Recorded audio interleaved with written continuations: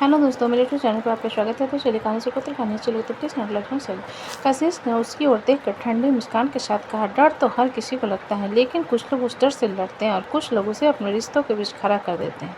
मृत्युंजय ने एकदम से शांत स्वर में कहा, और तुम्हें पता है अमृत, वो बच्चा कबीर जब भी मुझे देखता है तो नाना कहता है। बिना किसी खून के रिश्ते के ये इमोशन तुम्हें कब समझ आएगा? अमृत ने मृत्युंजय की बात का कोई जवाब नहीं दिया और कबीर की तरफ देखा, जो कि प्रांजल के साथ बैठा हुआ था।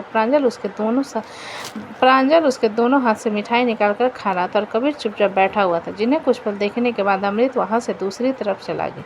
जिसके जाने के बाद कशिश ने मृत्युंजय से, मन तो करता है इसके मुंह पर मुक्का मार दो। मृत्युंजय ने कशिश को चिल करते हुए, ये चीज़ होना नॉर्मल है कशिश, जब मैंने शिव को गोद लेने का फैसला किया था तब हमारे घर में भी यही हुआ था, इसलिए तुम परेशान मत हो। कशिश ने अपना सिर हिला दिया और कहा, हाँ मैं कह रहा था कि अभी मैंने श्रेय को उसकी पढ़ाई और फ्यूचर पर ध्यान देने के लिए कहा और बाद में आगे सोचेंगे। मृत्युंजय ने अपना सिर हिलाया, तुमने ठीक किया, चलो अब दोपहर हो गई है, हवेली के लिए निकलना है।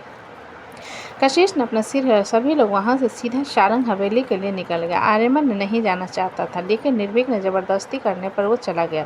जहां हवेली के अंदर पहुंचते ही अवधि की नज़र अचानक आ रहे श्री पर चली गई। जैसे अवधि को श्री को देखा, उसका चेहरा फक से पीला पड़ गया। अवधि के बगल में खड़े अव्यक्त ने उसके चेहरे को देखा, क्या हुआ अवधि? अवधि ने सामने निर्भीक के हाथ को पकड़े अंदर आ रहे श्री की तरफ इशारा करते हुए, वो बच्चा अव्यक्त जी, वो बच्चा, ये कहते हुए अवधि की आवाज़ कांप रही थी। जिसकी हालत को देखते अव्यक्त ने एक नज़र श्री को देखा और उसके हाथ को पकड़ा, तुम रिलैक्स रहो। अवधि ने अपना सर नहीं में हिलाते हुए, मैं कैसे रिलैक्स रहूं? ये बच्चा यहाँ क्या कर रहा है? अव्यक्त ने जवाब, उससे निर्भीक ने गोद लिया। अवधि की आंखें हैरानी से भरी हुई, वो बच्चा डेंजरस है, निर्भीक भैया इसे इस तरह से गोद कैसे ले सकते हैं? अव्यक्त ने जवाब में कहा, तुम ज़्यादा सोच रही हो, निर्भीक श्री को संभाल लेगा। अवधि ने अपना सिर नहीं में हिलाते हुए कहा, नहीं आपको नहीं पता, आपको कुछ नहीं पता, वो कितना खतरनाक है। ये कहते हुए अवधि ने श्री को देखा। जब अचानक श्री की नज़र अवधि पर गई, वो अवधि को एकटक देखने लगा। जिसकी नज़र को देखते हुए अवधि ने अव्यक्त के हाथ को कसकर पकड़ते हुए हकला कर कहा, अव्यक्त, अव्यक्त जी, वो मुझे देख रहा है, वो मुझे देख रहा है। ये कहते हुए अवधि का चेहरा डर से पीला पड़ा, जिसे देखते हुए अव्यक्त ने श्री की तरफ देखा, जो कि अवधि को ही देख रहा था। तब उसने अवधि से कहा, तुम कमरे में जाओ। अवधि ने अपना सिर नहीं में हिलाते हुए कहा, नहीं, अगर उसने आपको या घर में किसी को भी कुछ कर दिया तो बच्चे को दूर रखना उससे, वो बिल्कुल अच्छा नहीं। अव्यक्त ने अवधि के दोनों कंधों को पकड़ते हुए, अवधि रिलैक्स हो जाओ, उसके बाप ने जो भी किया उसने उसकी सज़ा मिल चुकी है, लेकिन श्री महज 8 साल का बच्चा है, वो कुछ गलत नहीं करेगा। अवधि ने अव्यक्त की आंखों में देखते हुए हकला कर कहा, आपको नहीं पता, आपने वो सब नहीं देखा जो मैंने देखा है। वो बच्चा, उसकी आंखों में है कुछ है, जैसे जैसे कोई आग जल रही है। अव्यक्त ने उसकी पीठ पर हाथ फेरते हुए उसे धीरे धीरे शांत करने की कोशिश की। अवधि, देखो, श्री अब इस घर का हिस्सा, और अगर निर्भीक भैया ने उसे अपनाया है तो हम सबको भी उसे अपनाना होगा। अवधि ने सख्ती से सिर झटका, नहीं, जब उस बच्चे के बाप ने जो मेरे साथ किया। कहते हुए अवधि ने अपनी उंगली को देखा और उसकी आवाज़ टूटने लगी और घबराहट के मारे उसका चेहरा पीला, जिसे देखते हुए अव्यक्त ने उसका हाथ कसकर पकड़ते हुए, श्री उसका बेटा है, वो उसका गुनाह नहीं, हम उसकी मासूम को उसके खून की सज़ा नहीं दे सकते। क्या तुम चाहोगे कि कोई हमारे बच्चे को हमारे कर्मों की वजह से जज करे? जिसे सुन अवधि की आंखों में पानी भरे, वो बोलना चाहती थी पर शब्द गले में अटक गए। वहीं श्री अवधि को देख रहा था, जहां उसकी आंखों में कोई भाव नहीं थे, ना मासूमियत थी, न डर था, बस सन्नाटा पसरा हुआ। तभी पीछे से किसी की आवाज़ आई, श्री आओ बेटा, इधर आओ। ये आवाज़ निर्भीक की थी, जिसे सुन श्री ने बिना कुछ बोले अपनी नजरें अवधि से हटा दी और धीरे धीरे निर्भीक की तरफ चला गया। जहाँ अवधि ने कांपती आवाज़ में अव्यक्त से, आपने उसे नोटिस किया? वो मुझे घूर रहा था, वो मुस्कुरा नहीं रहा था और ना ही उसकी आंखों में मासूमियत थी, उसकी आंखों में कुछ अजीब सा गहरा सा था, लेकिन वो मासूम नहीं। अव्यक्त में थोड़ी शक्ति, तुम्हारी नज़रें डर से धुंधली हो गई अवधि, अगर हम उसे पहले ही से ही खलनायक बना देंगे तो वो कभी सामान्य नहीं बन पाएगा। अवधि ने अपनी मुट्ठी मजबूती से बंद करते हुए कहा, मैं उस बच्चे को नहीं देखना चाहती। अव्यक्त ने अपना सिर हिलाते हुए उसे शांत रहने के लिए कहा और कमरे की तरफ भेज दी। जिसके जाने के बाद अव्यक्त ने श्री की तरफ देखा, जो कि आंगन के किनारों पर लगे गमले की मिट्टी को हाथ में पकड़ा मसल रहा था। उसके चेहरे पर कोई भाव नहीं थे, जिसे देखते हुए अव्यक्त ने धीरे से कहा, आप पर भरोसा किया है, मैं उम्मीद करूंगा कि ये भरोसा नहीं टूटेगा। ये कहते हुए अव्यक्त ने चेहरे के भाव को पूरी तरह से बदल गया और बाकी लोगों की तरफ चला गया। जहाँ विध्वंस इधर उधर देखते हुए मृत्युंजय के पास आकर पूछा, अंकल, मेरा मतलब, अरे पापा, आपका बेटा कहाँ है? बेस्ट फ्रेंड किसका है? मृत्युंजय ने पूछा। विध्वंस ने खुद की तरफ इशारा किया, जिससे मृत्युंजय ने आगे की तरफ इशारा करते जाकर खुद ढूंढ लो।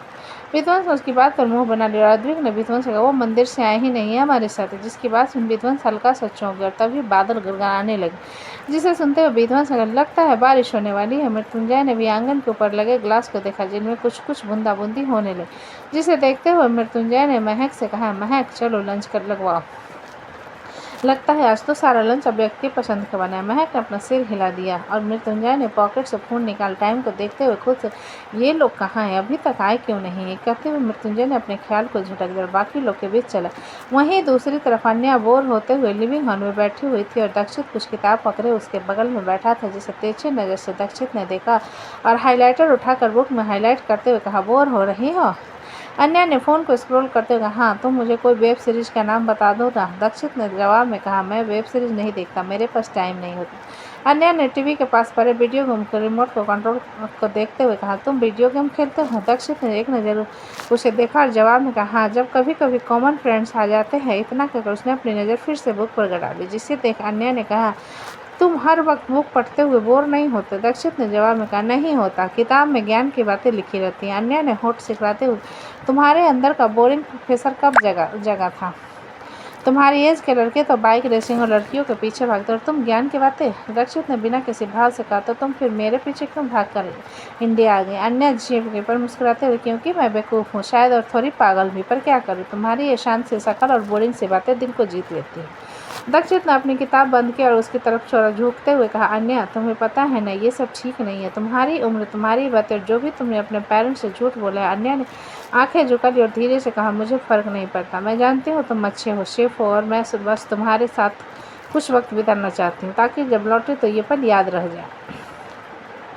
दक्षित ने कुछ पल चुप रहकर गहरी सांस ली, फिर धीरे से कहा, मैं तुम्हारा ये पागलपन समझता हूँ, लेकिन मैं तुम्हारी मासूमियत से खेलना नहीं चाहता। अन्या, इस रिश्ते को एक दायरे में रखना होगा जब तक तुम बड़ी न हो जाती। अन्या ने उसकी ओर देखा और मुस्कुराते हुए कहा, ओके मिस्टर दार्शनिक, लेकिन तब तक तुम मेरे साथ वीडियो गेम तो खेल सकते हो ना। दक्षित ने अपना सिर हिलाते हुए कहा, ओके बॉस, बस शर्त है कि हार मानने के बाद रोगी नहीं। अन्या ने उछल कर गेम रिपोर्ट उठाया और कहा, चैलेंज एक्सपेक्टेड, और हाँ अगर मैं जीत गई तो तुम मुझे एक आइसक्रीम दिलवाओगे। दक्षित ने आंखें तिलते कहा, और अगर मैं जीत गया तो। अन्या ने आंखें मारते हुए कहा, तो तुम भी मुझे आइसक्रीम दिलवाओगे। मैं छोटी हूँ ना, मेरा फ़ायदा तो बनता है। दक्षित ने अपना सिर हिला और किताब को बंद कर साइड में रखते हुए आकर उसके बगल वाली सीट पर बैठ अन्या ने रिमोट कंट्रोल को कसकर पकड़ते हुए कहा, देखना जीत तो मेरी होगी, मैंने कभी हारना नहीं सीखा। दक्षित ने चैलेंज भरी आंखों से अन्या को देख, मैंने कभी हारना नहीं सीखा, इसलिए सोच लो, बाद में रोना मत। अन्या ने घूर कर दक्षित की तरफ देखा और उनका कान रेसिंग गेम शुरू हो गया। अन्या फुल फोकस्ड गेम को खेल रही थी और दक्षित कभी कभी उसे देखा तो कभी स्क्रीन को देखता। उसके चेहरे के एक्सप्रेशन ऐसे लग रहे थे जैसे कि वे किसी प्रो चैंपियन हो और उसे ज़बरदस्ती बच्चे वाले गेम में बैठा दिया गया हो। वो बिल्कुल भी सीरियस नहीं था। जहाँ दक्षित ने हल्का सा अपनी कार को अन्या की तरफ बढ़ाया, जब अन्या ने चिल्लाते हुए, दक्ष तुम चीटिंग नहीं कर सकते। दक्षित ने उसके चिल्लाने पर हल्की हंसी आई, लेकिन उसने अपनी हंसी को कंट्रोल कर लिया और अन्या को देखते हुए फिर से गेम खेलने लगा और आगे बढ़कर उसने अन्या की कार को डैमेज कर दिया और वो राउंड को जीत गया, जिसे अन्या बुरी तरह से घूरने लगी। जिसकी घूरती नज़र पर दक्षित ने कहा, baby everything is fair, love and वार, और मैं अपनी लड़ाई जीत गया। अन्या ने अपना सिर हिलाते हुए कहा, लेकिन प्यार हार गया। दक्षित ने हल्का होठ मुड़ते हुए कहा, मैं वो भी जीत जाऊंगा अगर तुम साथ दो तो। अन्या ने कुछ कहने के लिए मुंह खोला, उससे पहले ही अन्या का फ़ोन बज। उसने अपना फ़ोन उठाकर देखा तो पाया करण का कॉल था, जिसे देखा अन्या के चेहरे का रंग उड़, उसे हाथ कांपने लगे। तब दक्षित ने पूछा, क्या हुआ। अन्या ने घबराते हुए जवाब दिया, डैड का कॉल है, मैं क्या कहूँ उनसे, क्या उन्हें पता चल गया। दक्षित ने फ़ोन की तरफ इशारा करते हुए कहा, कॉल अटेंड करो और शांति से बात करो। अन्या ने सिर नहीं मिला तो वो डांटेंगे। दक्षित ने सख्त लहजे में कहा, अन्या अगर अटेंड नहीं करोगी तो वो डर जाएंगे, कॉल अटेंड करो। अन्या ने घबराहट को कंट्रोल करते कॉल अटेंड किया, धीरे से कहा, हेलो। दूसरी तरफ से करण ने पूछा, हेलो तुम कहाँ हो। अन्या ने घबराहट में, डैड वो मैं एयरपोर्ट पर लैंड हुई और मामू। करण ने अन्या की बात को बीच में काटते हुए कहा, अन्या मैंने कशिश को कॉल किया था, उन्होंने बताया कि तुम वहाँ गई ही नहीं और वो लोग खुद असम में है, तुम वहाँ कहाँ हो, सच बताओ। अन्या घबराहट भरी आंखों से दक्षित की तरफ देखने। तब दक्षित ने उसके हाथ से फ़ोन लेकर उसे शांत रहने के लिए कहा और फ़ोन पर कान पर लगाते हुए कहा, हेलो। दूसरी तरफ से करण ने कुछ पल की चुप्पी के बाद कहा, हेलो कौन। दक्षित ने जवाब में कहा, दक्षित अवस्थी।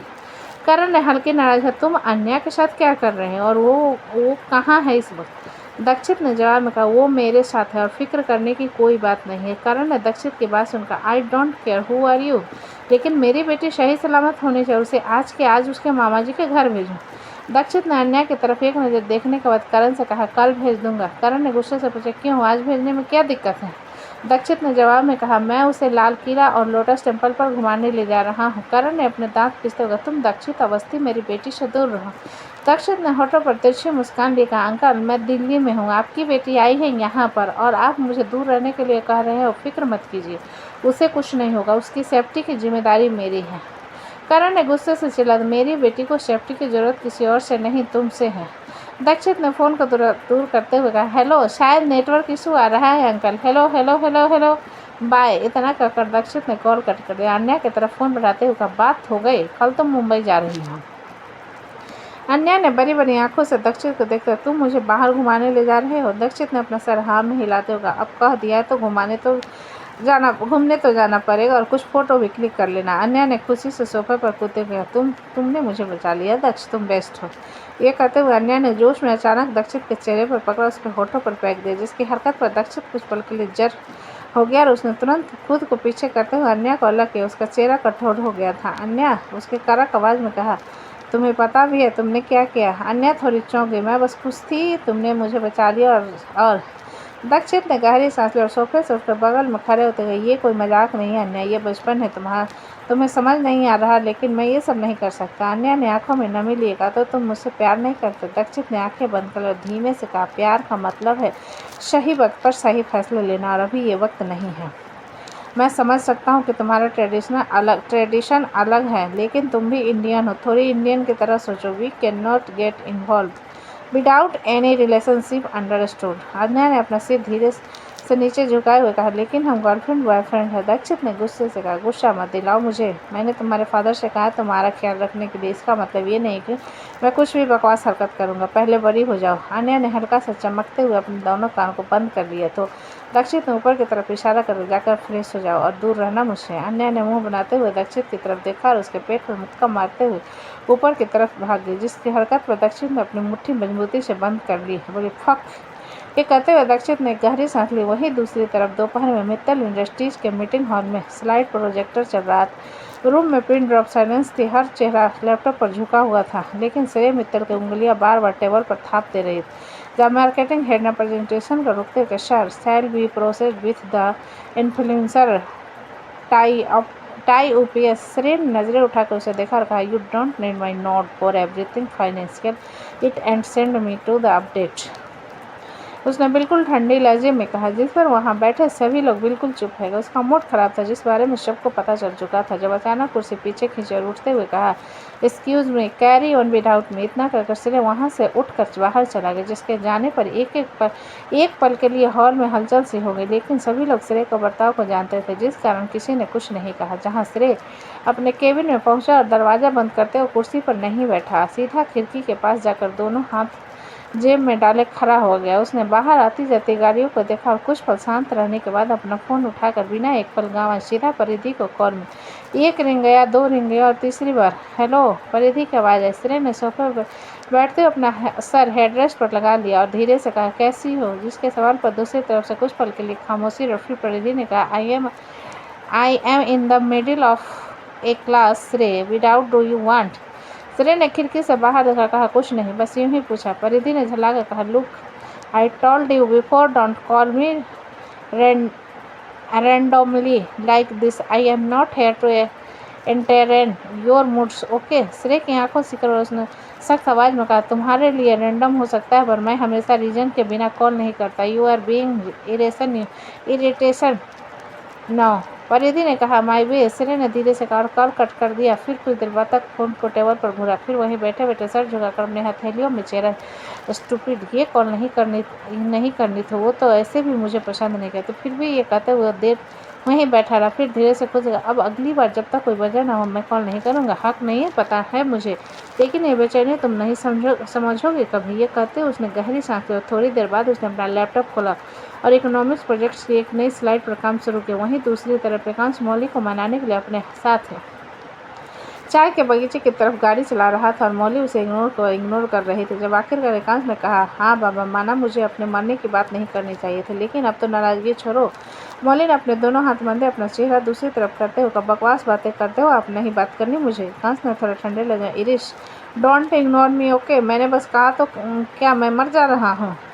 मौली ने गुस्से से सिर घुमाकर एकांश को घूर कर देखा, जिसके गुस्से से भरे चेहरे को देख एकांश के होठों पर तिरछी मुस्कान। तुम्हें गुस्सा होना भी आता है? मौली ने अपना चेहरा दूसरी तरफ करते हुए, मुझे घर जाना है। एकांश ने एक लंबी सांस ली, फिर गाड़ी धीमे करते हुए कहा, ठीक है, घर चलेंगे, लेकिन चाय बगीचे होते हुए। मौली ने बिना देखे कहा, नहीं, सीधा घर। एकांश ने आंखें तैरते हुए हल्की हंसी कहा, तुम्हारी ये सीरियसनेस देखकर तो सच में डर लग रहा है। अब मौली ने घूरते हुए कहा, आपको हर बात मजाक लगती है एकांश? आपको पता भी है आपने क्या कहा था? अगर मैं ना रहूं तो कोई कहने की बात होती है क्या? एकांश का चेहरा गंभीर हो गया और उसने गाड़ी के साइड में रोक दी। ठीक है, अब पूरी बात सुनो। एकांश ने कहा, मेरे कहने का मतलब बस ये था कि मैं नहीं चाहता कि मेरे जाने के बाद तुम मेरी यादों और मेरे ये रिश्तों में बंद कर रह जाओ। इसका मतलब ये नहीं है कि मैं मर रहा हूँ। तो दोस्तों, कहानी कैसी लगी मुझे कमेंट में लिखा। अच्छी लगे तो प्लीज़ चैनल को लाइक करें, और ज़्यादा से ज़्यादा शेयर करें। कहानी को पूरा सुनने के लिए